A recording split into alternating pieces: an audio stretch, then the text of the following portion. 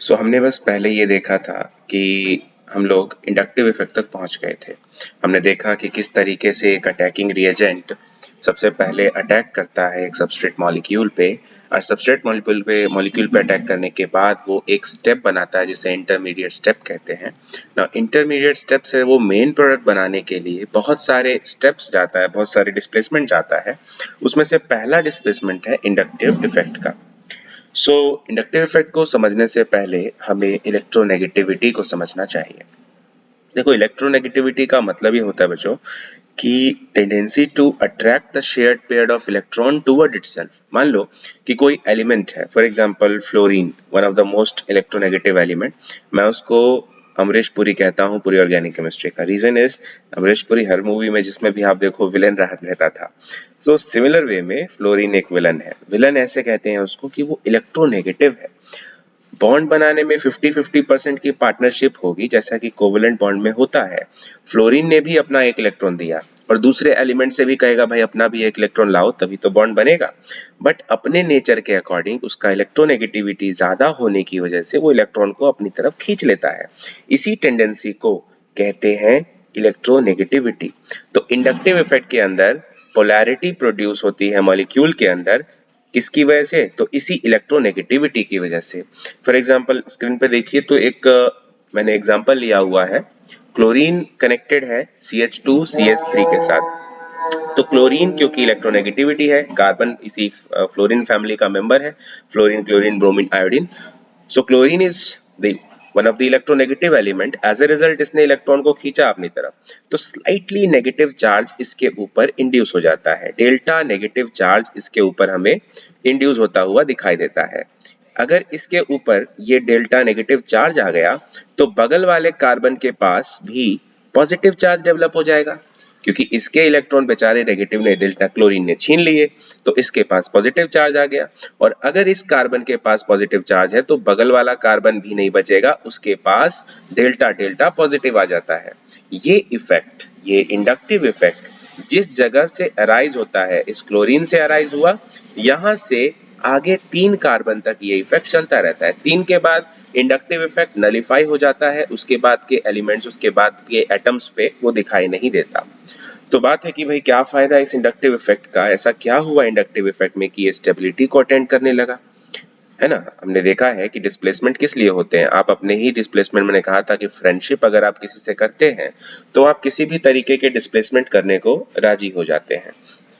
तो एलिमेंट ने या एटम ने या इंटरमीडिएट कंपाउंड ने डिस्प्लेसमेंट किया, इंडक्टिव इफेक्ट किया, तो इससे आखिर उसको क्या फायदा हुआ, क्यों वो स्टेबल हुआ?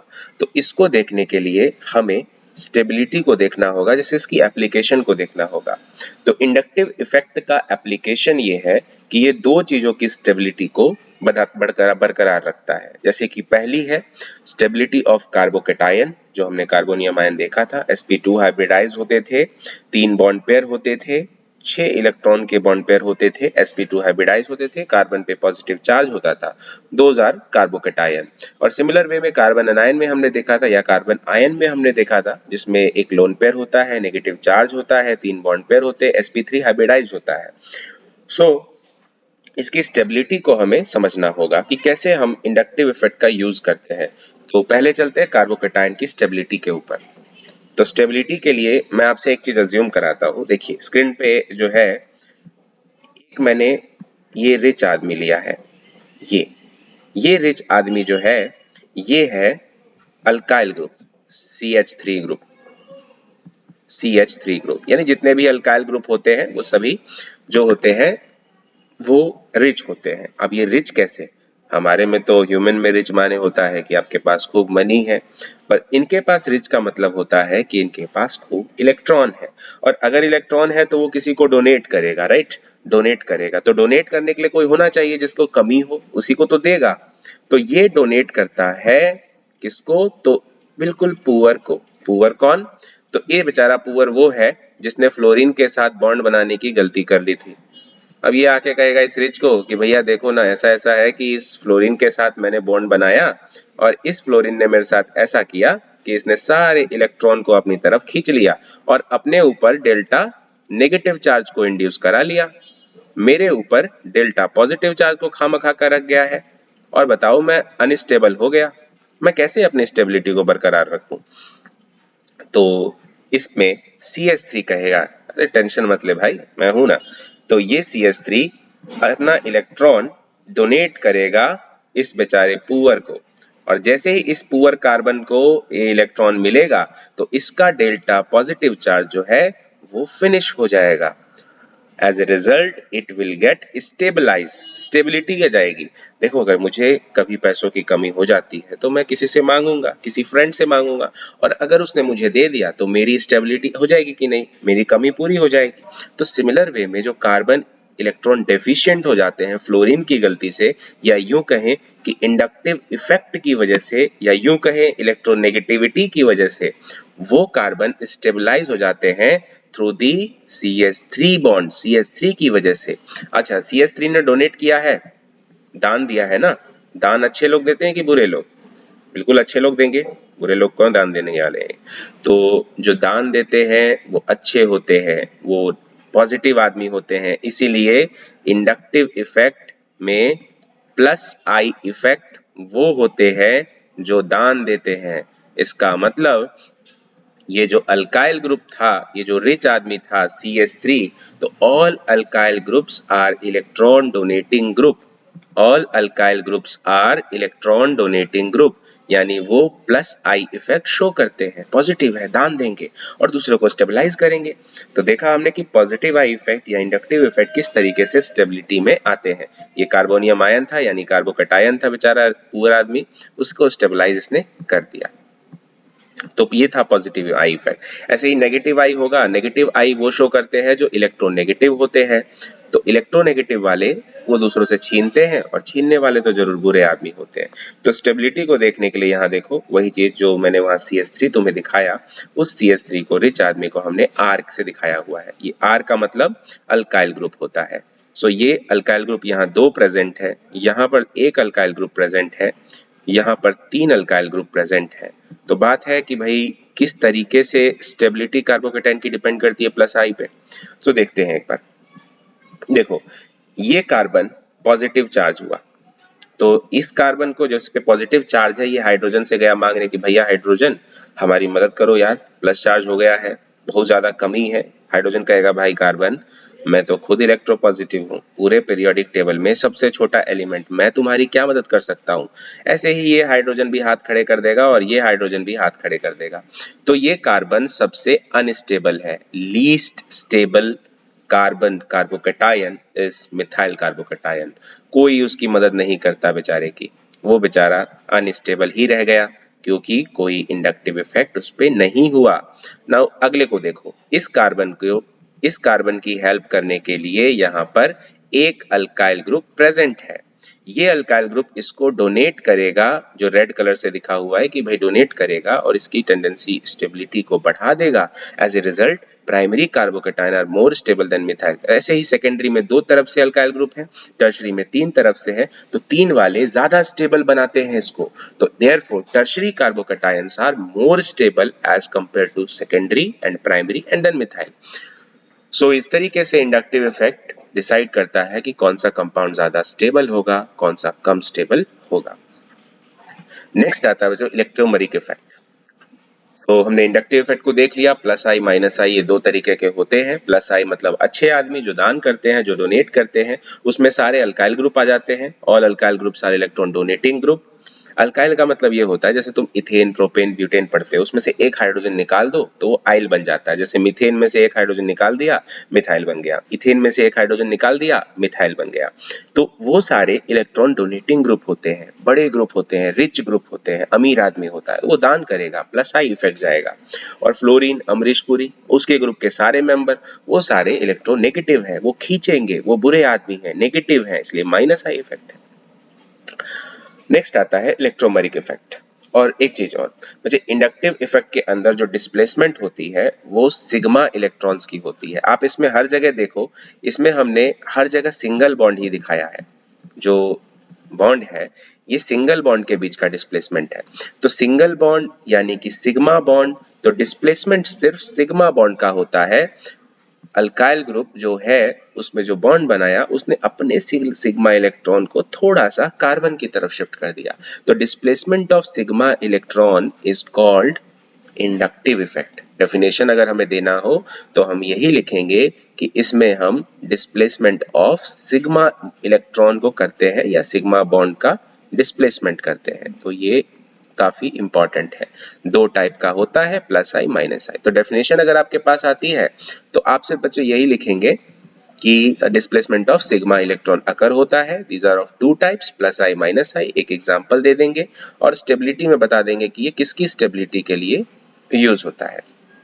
आगे बढ़ते हैं अगले की तरफ, इलेक्ट्रोमरिक इफेक्ट। देखिए इलेक्ट्रोमरिक इफेक्ट ये होता है नॉन कंजुगेटेड सिस्टम में।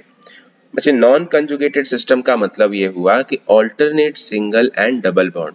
जैसे देखो अगर मैं यहाँ पर एक कार्बन लिया और उस कार्बन के बाद मैंने सिंगल बॉन्ड लगाया और फिर एक और कार्बन लिया, फिर मैंने डबल बॉन्ड लगाया इस तरीके से और फिर एक कार्बन मैंने बना दिया, तो और फिर उसके बाद एक और सिंगल, फिर कार्बन और फिर डबल बॉन्ड, फिर कार्बन। तो इस तरीके के जो बॉन्ड होते हैं इसमें देखो single double alternate single double bond मैंने बनाया, ऐसे सिस्टम को बोला जाता है कंजुगेटेड सिस्टम। और अगर ये कोई सीरीज ना हो, मान लो कि यहाँ पर भी डबल बॉन्ड आ गया, double bond single bond double bond, there is no series या किसी भी तरीके की चीजों को ये फॉलो नहीं कर रहे रूल को, यानी ये हुए नॉन कंजुगेटेड सिस्टम।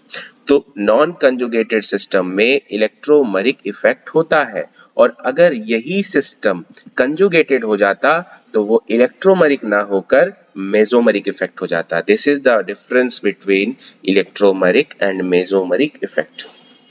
मैंने डिफरेंस क्या बताया, इलेक्ट्रोमरिक में नॉन कंजुगेटेड सिस्टम और मेसोमरिक में कंजुगेटेड सिस्टम।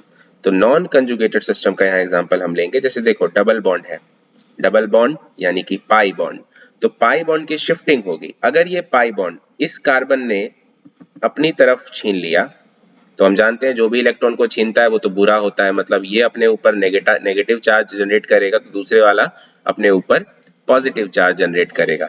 इसका मतलब कि अब ये हो गया बेचारा deficient, this carbon is deficient. As a result जरा यहाँ देखो इस पे पॉजिटिव चार्ज इंड्यूस हो जाता है।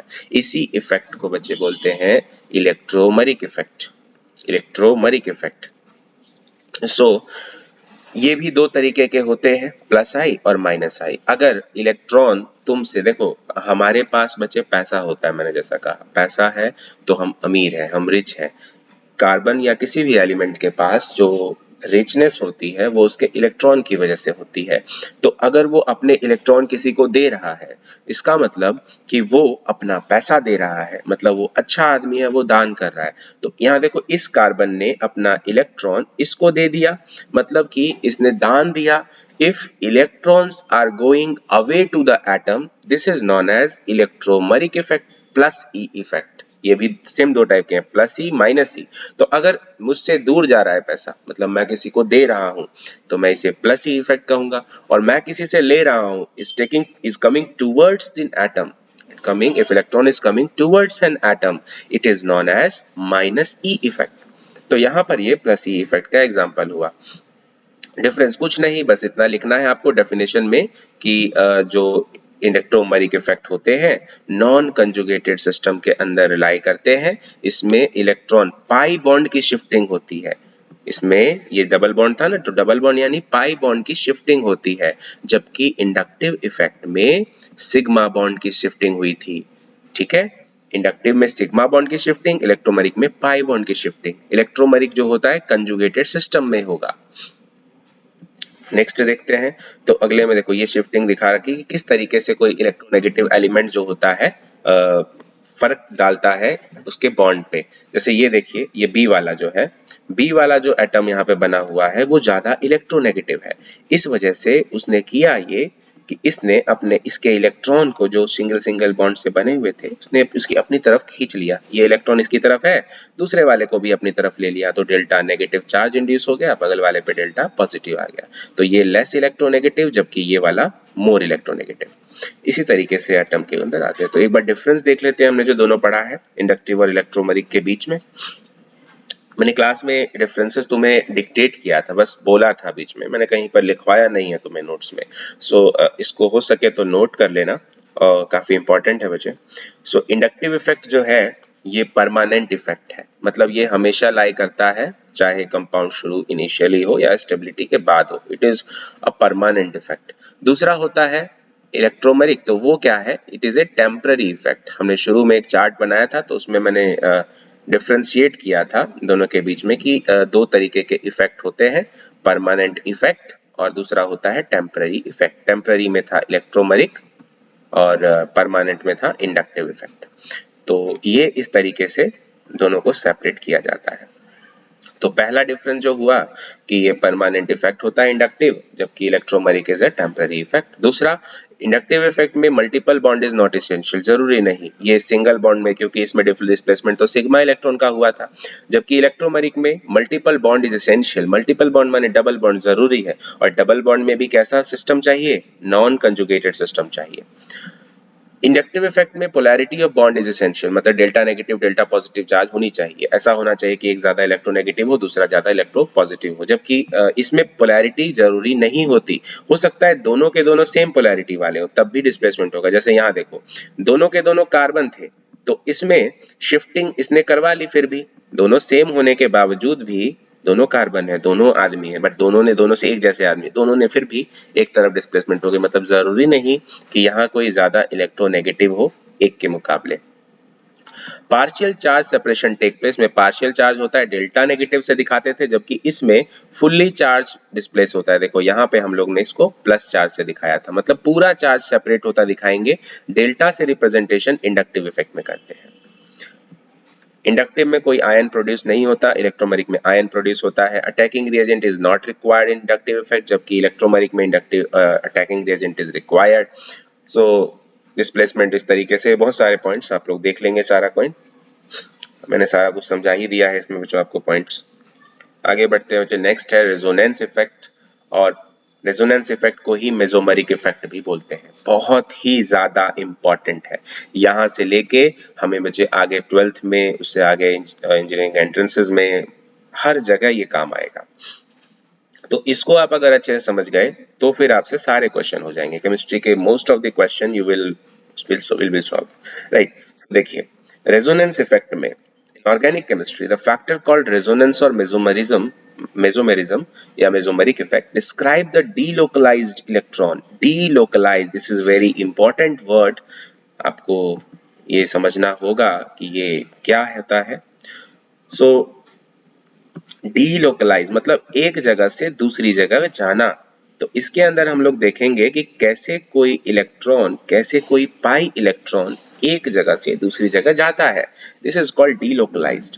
तो delocalized electron within the certain molecule where one single Lewis structure does not express the bond. देखो, Lewis dot structure class 10th में आपने पढ़ा है। लुईस डॉट स्ट्रक्चर कहता था कि अगर कोई बॉन्ड है तो आप उसमें single bond double bond co dot structure से दिखा देते हैं। लेकिन हुआ ये बच्चे, एक एग्जाम्पल के तौर पर मैं तुम्हें बताता हूं। देखो, कार्बन अगर दूसरे कार्बन से सिंगल बॉन्ड से अटैच होता है तो उनके बीच का जो बॉन्ड लेंथ होता है ना, वो होता है 1.54 एंगस्ट्रम।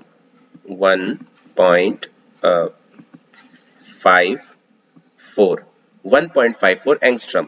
अगर कार्बन दूसरे कार्बन से डबल बॉन्ड से अटैच्ड हो तो बॉन्ड लेंथ होता है 1.33।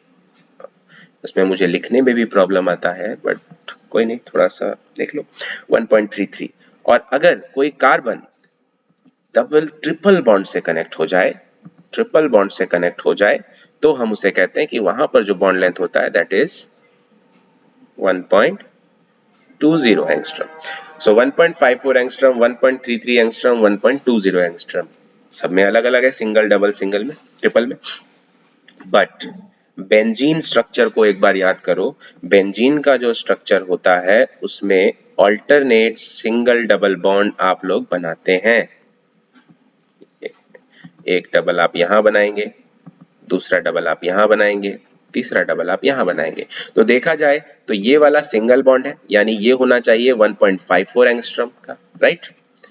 ये डबल बॉन्ड है तो ये होना चाहिए 1.33 एंगस्ट्रम का। बट ऐसा नहीं होता, 3 या 3 एंगस्ट्रॉम। सो ऐसा होता नहीं है। देखा गया कि बेंजीन रिंग में सारे के सारे बॉन्ड इक्वल होते हैं। चौंका देने वाली बात थी सभी के लिए। सब अब यहाँ यही सोच रहे हैं कि भाई ऐसा कैसे पॉसिबल हो सकता है कि सिंगल बॉन्ड जितने का उतना ही डबल बॉन्ड भी, मतलब आप किसी से एक हाथ मिलाते हैं तो आपके बीच में जितनी दूरी होती है 2 हाथ मिलाकर भी उतनी ही दूरी होती है। ऐसा होता है क्या? एक हाथ मिलाएंगे तो आपका ये हाथ थोड़ा सा दूर रहता है, दूसरा हाथ मिलाते हैं तो थोड़ा पास आ जाते हैं, राइट? तो डबल बॉन्ड से स्ट्रेंथ बढ़ती है ना, पास आते हैं बॉन्ड। बट ऐसा कैसे हुआ? ऐसा कौन सा इफेक्ट था कि बेंजीन ने अपने सारे बॉन्ड लेंथ को इक्वल कर लिया? तो यहीं से शुरू हुआ कि रेजोनेंस इफेक्ट नाम की एक चीज है, जो कि उसका एक इफेक्ट ये होता है कि वो बॉन्ड लेंथ्स को इक्वल बना देता है। चाहे 1.54 हो, चाहे 1.34, 1.20, ऑल विल बिकम इक्वल, सब बराबर हो जाते हैं। सो रेजोनेंस को देखते हैं। डीलोकलाइजेशन होती है इसके अंदर, किस किस की होती है डीलोकलाइजेशन मुझे? तो सिग्मा, सॉरी, इसमें पाई बॉन्ड की शिफ्टिंग होगी, क्योंकि पाई बॉन्ड डीलोकलाइज होता है। इसमें पाई बॉन्ड यानी डबल बॉन्ड डीलोकलाइज होगा। साथ ही साथ इसमें लोन पेयर भी डिस्प्लेस होते हैं। दो चीजों की डिस्प्लेसमेंट होती है, आपको ध्यान रखना है। एक तो होती है पाई बॉन्ड की शिफ्टिंग, दूसरी होती है इसमें लोन पेयर की shifting. Okay, what is lone pair? तो लोन पेयर वो इलेक्ट्रॉन्स होते हैं जो नॉन बॉन्डेड होते हैं। मतलब फॉर एग्जाम्पल तुम वाटर को कंसीडर करो, वाटर रेजोनेंस में नहीं होगा, बट मैं तुम्हें एक चीज बस समझा रहा हूँ कि जो वाटर होता है ना, उसमें ऑक्सीजन ने 2 हाइड्रोजन के साथ बॉन्ड बनाया। ऑक्सीजन के आउटर मोस्ट शेल में बचे 6 इलेक्ट्रॉन है, 8 इसका इलेक्ट्रॉन्स हुए, तो 2 पहले शेल में, 6 दूसरे शेल में। तो 6 इलेक्ट्रॉन में से 2 इलेक्ट्रॉन तो बॉन्डेड हो गए, बच गए 4 इलेक्ट्रॉन। ये जो 4 इलेक्ट्रॉन है यही लोन पेयर कहलाएंगे। मेरे पास 3 जोड़ी जूते हैं, एक जोड़ी मैं रोज पहनता हूं, तो मेरे पास जो 2 जोड़ी जूते हैं वो मेरे लोन पेयर हैं, एक्स्ट्रा रखे हैं लोन पेयर। तो अगर लोन पेयर रखा है तो तुम क्या करोगे? किसी को दे दोगे, है ना? हमारा भी तो नेचर यही है, हम दे देंगे। हम क्या कह रहे हैं कि हम भी दानी बने, किसी को जरूरत है हम उसको दे देंगे, ले भाई तुम पहनो। सेम इलेक्ट्रॉन के केस में होता है। मैंने कहा था ह्यूमन नेचर को फॉलो करेगा, इससे समझो, तुम्हें अच्छे समझ में आएगा। तो एलिमेंट भी क्या करते हैं कि अपने लोन पेयर को किसी को दे देगा कि ले भाई लोन पेयर रख और स्टेबल बन जा। लोन पेयर रख, बॉन्ड बना ले। तो shifting of lone pair and pi electron in conjugated system is known as resonance effect. conjugated system alternate single double single double single double bond होना चाहिए, तो इसे हम रेजोनेंस इफेक्ट कहते हैं। अगेन ये रेजोनेंस इफेक्ट 2 टाइप के होते हैं, plus plus R minus R, positive resonance effect, negative resonance effect. अगर तुम दान दे रहे हो, अगर तुमसे दूर जा रही है इलेक्ट्रॉन तो प्लस आर इफेक्ट, अगर तुम किसी से छीन रहे हो तो माइनस आर इफेक्ट। इसको अच्छे से समझेंगे बच्चे। फिनॉल के केस में देखो, ये फिनॉल है, डिस्प्लेसमेंट के लिए यहाँ पर मैंने दिखा रखा है एक चीज, रुक जाओ एक सेकंड, इसको थोड़ा सा मैं पॉज करूंगा। पहले देखो, इस जगह पर जो ये हाइड्रोजन है, ये वाला हाइड्रोजन, ये इसके साथ जुड़ा हुआ है। अभी तुम काउंट करो, क्या ये रेजोनेंस जाएगा? तो तुम्हारा जवाब होगा नहीं जाएगा। कारण देखो, यहाँ पर है सिग्मा बॉन्ड, सिंगल, फिर से single, double, single, double, single, double, single, right? सब जगह है, लेकिन ये वाला हाइड्रोजन फॉलो नहीं कर रहा कंजुगेटेड सिस्टम को। तो जैसे ही ऑक्सीजन की तो प्रॉपर्टी होती है बेंजीन रिंग से छीनने की, व्हाई? बिकॉज ऑक्सीजन जो है इलेक्ट्रोनेगेटिव होता है। फोन जो है one of the most electronegative element of the entire periodic table. Phloem मतलब फ्लोरीन, ऑक्सीजन एंड नाइट्रोजन। तो ऑक्सीजन आया, कहा कि भाई बेंजीन मुझे अपना इलेक्ट्रॉन दे दे, बंदूक रख के दे दे अपने इलेक्ट्रॉन। लेकिन उसको बेंजीन क्या सजेशन देगा कि भाई ऑक्सीजन भैया देखो, हम जो है ऑल्टरनेट सिंगल डबल में है, और अगर आप भी हमारे सिस्टम के पार्ट बन जाते हो कंजुगेटेड सिस्टम के, तो फायदा आपका भी है। आप एक ही इलेक्ट्रॉन लेने आए हो, हम आपको स्टेबल करने की सोच रहे हैं। आप एक काम करो, इस हाइड्रोजन को भगा दो। अगर आपका ये हाइड्रोजन भाग जाता है तो आप जरा गौर करो, ये सिस्टम कंजुगेट हो जाएगा, ये सिस्टम कंजुगेट बन जाएगा। तो ऑक्सीजन को ये बात पसंद आती है। रीजन मैंने शुरू में भी कहा था, आप जैसे स्टेबल होना चाहते हैं, हर एक एटम स्टेबल होना चाहता है। ऑक्सीजन को जब भी ये लालच दिखी ना स्टेबिलिटी की, वो तुरंत ऑक्सीजन के कहेगा भाई ऑक्सीजन चलो निकलो आप यहाँ से। तो हाइड्रोजन क्या करता है कि अपने जो हाइड्रोजन के जो बॉन्ड है, हाइड्रोजन उसको दे देगा। तो जैसे होगा ये यहाँ पर बच्चे कि ये देखो, हाइड्रोजन जो है अपने बॉन्ड की शिफ्टिंग करके यहाँ ऑक्सीजन को नेगेटिव चार्ज दे गया। नाउ ऑक्सीजन बिकम ऑक्सीजन जो है ये पूरा जो एटम बन गया, जो पूरा कंपाउंड बन गया, this is known as phenoxide ion. Phenol था वो, फिनॉल कन्वर्ट हो गया फिनॉक्साइड आयन में। Now this is conjugated system, single double single double single double, right. देखो अब ये कंजुगेटेड सिस्टम भी है, इसके पास पाई बॉन्ड भी है, ऑक्सीजन के पास लोन पेयर भी है। This will undergoes resonance effect because pi bond और लोन पेयर की शिफ्टिंग होनी होती है रेजोनेंस इफेक्ट में। तो ये होगा शिफ्टिंग, और ये शिफ्टिंग चलती रहेगी। एक बार देखो किस तरीके से, ऑक्सीजन के पास जो लोन पेयर है, ऑक्सीजन शिफ्ट करेगा बॉन्ड बेंजीन को, बेंजीन अपना पाई बॉन्ड शिफ्ट करके हाइड्रोजन के पास लोन पेयर लग गया। अब ये lone pair further bond pair बनाया, और वहां वाला बॉन्ड पेयर लोन पेयर बना, ये लोन पेयर फिर बॉन्ड पेयर बना, और बॉन्ड पेयर लोन पेयर बनता गया। ये इफेक्ट चलता रहेगा अनटिल और अनलेस वापस अपने इनिशियल स्टेज तक नहीं पहुंचता। आप देखो पाई बॉन्ड की पोजीशन चेंज हो गई। पहले देखो ये है पाई बॉन्ड की पोजीशन बेंजीन रिंग के अंदर, this is the position of pi bond, ये वाली पोजीशन। अभी पाई बॉन्ड यहाँ पर है, मैं निशान लगा दे रहा हूं, अभी यहाँ पर है, तीसरे में यहाँ पर है। लेकिन जैसे ही ये होगा आगे, जैसे ही ये आगे बढ़ेगा, अब इसकी आप पोजीशन देख चेक करना कि कहां पर जाता है ये, राइट। मुझे ये हटाना होगा निशान। देखिए अभी मेरे पोजीशन को आप गौर करना, मुझे पाई बॉन्ड की पोजीशन अब कहां जाती है फाइनली। क्यों, ये जवाब हमें मिल जाएगा कि क्यों ऐसा होता है कि सिंगल बॉन्ड और डबल बॉन्ड का बॉन्ड लेंथ इक्वल होता है। ये सारी शिफ्टिंग होती जा रही है, सारी शिफ्टिंग होती जा रही है। पाई बॉन्ड लोन पेयर बनता जा रहा है, लोन पेयर पाई बॉन्ड बनता जा रहा है। अब देखो ये पोजीशन को देखो, अब इस पोजीशन में जो था, ये पहले वाला पोजीशन और इसके बाद वाला पोजीशन, दोनों में डिफरेंस ये है कि अभी जहां पर पाई बॉन्ड है वो अपनी पोजीशन को चेंज करके ऑल्टरनेट दूसरे वाले कार्बन पे बॉन्ड बना देता है। यही है रेजोनेंस इफेक्ट। देखो यहाँ पर अब मैं रोक देता हूं। ओके, ये वाला पोजीशन देखो, तो इस तरीके से चेंज हुआ, तो इसने उसको स्टेबल बनाया। एज ए रिजल्ट ये स्टेबिलिटी इतनी हो जाती है कि वो अपने सभी बॉन्ड को इक्वल कर देता है, अपने सभी बॉन्ड को, सभी बॉन्ड लेंथ को इक्वल कर देता है। क्योंकि पाई बॉन्ड यहाँ है, ये नेसेसरी नहीं, जहां मैंने टिक लगाया है पाई बॉन्ड वहीं पर है, क्योंकि आपने देखा कि शिफ्टिंग के बाद पाई बॉन्ड यहाँ भी आ गया था, पाई बॉन्ड यहाँ भी आ गया था, पाई बॉन्ड यहाँ भी आ गया था, तो सिंगल तो रहा ही नहीं, डबल तो वहां भी है, देखो आ गया अभी, तो डबल तो वहां भी हो गया। इसलिए all bonds are equal, all bonds are same in resonance effect. That's it for resonance. क्योंकि यहाँ पर इलेक्ट्रॉन ऑक्सीजन दूर भेज रहा है, तो इसलिए ये प्लस आर का एग्जांपल है। तो रेजोनेंस इफेक्ट इसमें प्लस आर होता है। देखो इसने ऑक्सीजन ने अपने से दूर भेजा है, ये एरो दूर जा रही है, यानी कि ये प्लस आर का एग्जांपल हुआ। आगे बढ़ते हैं बच्चे, हाइपर कंजुगेशन इफेक्ट। ये हमारा आखिरी इफेक्ट है डिस्प्लेसमेंट रिएक्शंस, इसके बाद हमारा डिस्प्लेसमेंट खत्म हो जाएगा। हाइपर कंजुगेशन इफेक्ट जो है, इस इफेक्ट की खोज की थी दो लोगों ने, दोनों फादर और सन थे, बाप बेटे, जिनका नाम था baker and Nathan.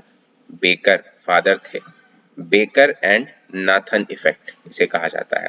So baker and Nathan effect, या इसको भी नो बॉन्ड रेजोनेंस भी कहा जाता है। This is also known as no bond resonance. So hyperconjugation effect is also known as no bond resonance, also known as Baker and Nathan effect. ये एक permanent effect है, this is a permanent effect. इसमें होता यह है कि sigma electron जो होता है CH बॉन्ड का अल्काइल ग्रुप के अंदर, वो directly attach to an atom unsaturated system के होता है। अनसैचुरेटेड सिस्टम मतलब डबल बॉन्ड।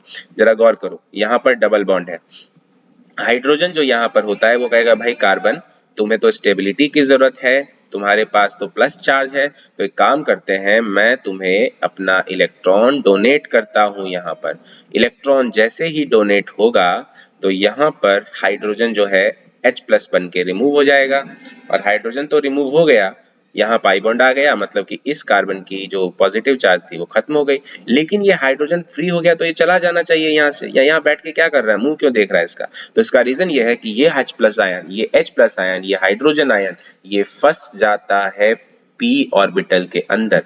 जो p ऑर्बिटल होता है वहां पर ये हाइड्रोजन फंस जाएगा।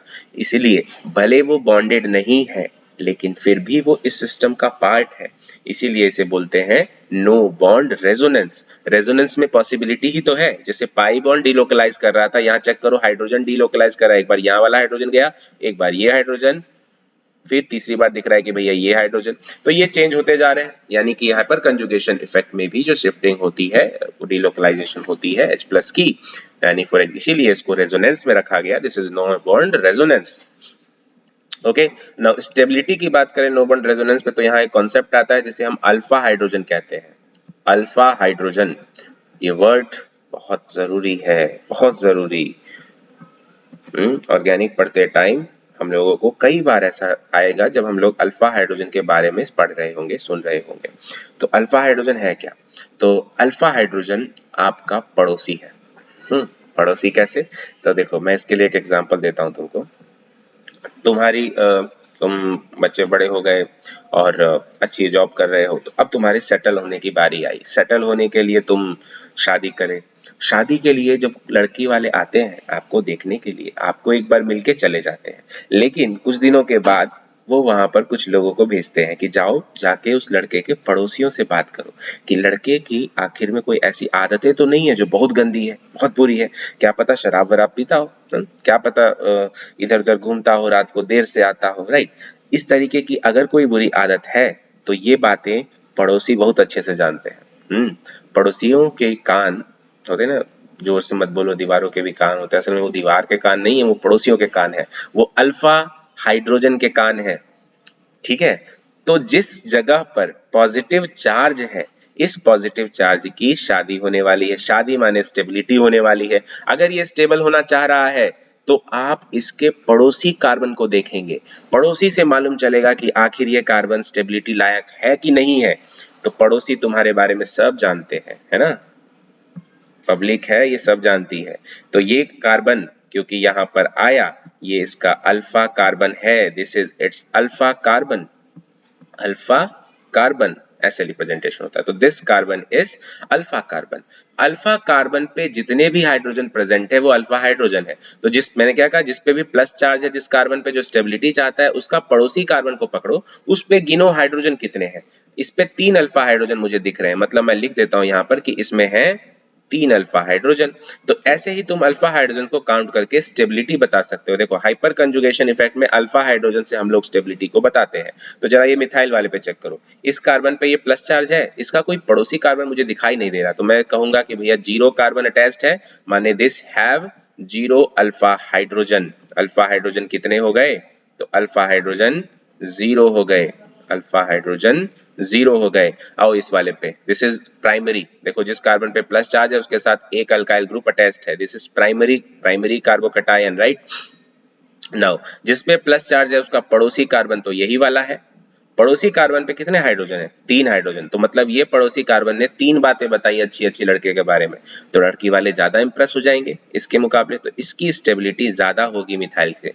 देखा था आपने इंडक्टिव इफेक्ट में भी कि मिथाइल ग्रुप इंडक्टिव इफेक्ट से डोनेट करता है और उसको स्टेबल बनाता है। अब इसी स्टेबिलिटी ऑर्डर को हम लोग हाइपर कंजुगेशन से देख रहे हैं, जिसमें हम लोग अल्फा हाइड्रोजन का यूज करते हैं। तो अल्फा हाइड्रोजन कॉन्सेप्ट के अकॉर्डिंग भी प्राइमरी ज्यादा स्टेबल है as compare to methyl. Now इस वाले पे आओ बच्चे, यहाँ पर देखो एक CH3, दूसरा CH3, ये CH3 इसको डोनेट किया, इस CH3 ने भी इसको डोनेट किया। ये देखा था हमने इंडक्टिव इफेक्ट में। अब यहाँ पे कॉन्सेप्ट तुम लगाओ जरा अल्फा हाइड्रोजन का, मुझे बताओ कितने अल्फा हाइड्रोजन यहाँ नजर आ रहे हैं तुमको। तो जिस कार्बन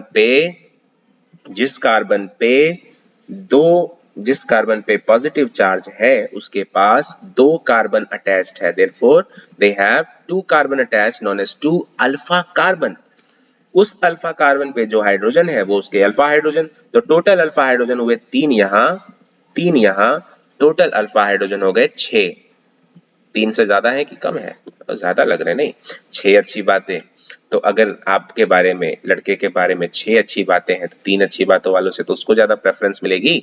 तो यानी कि इसकी स्टेबिलिटी बढ़ जाएगी शादी होने की। अच्छा तीसरे पे आते हैं।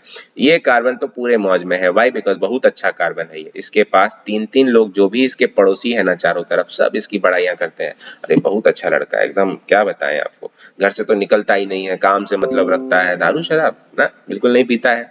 तो यानी कि दोनों अल्फा हाइड्रोजन, 9 अल्फा हाइड्रोजन, बच्चे बहुत ज्यादा स्टेबिलिटी होती है।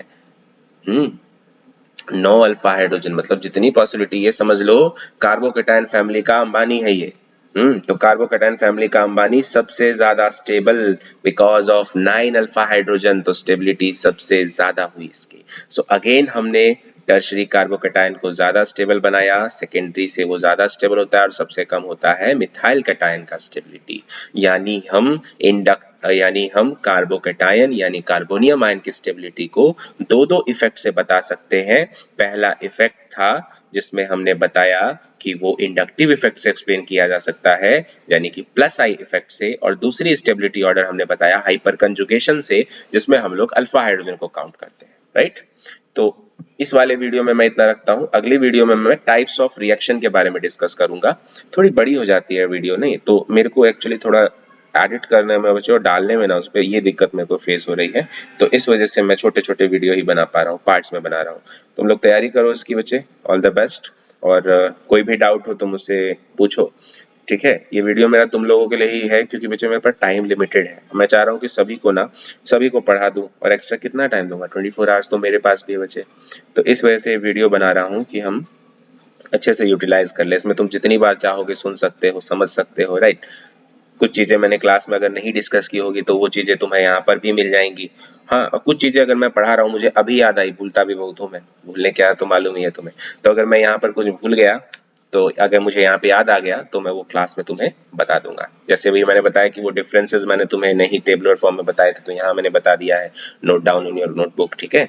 And if any doubts there please ask me in class.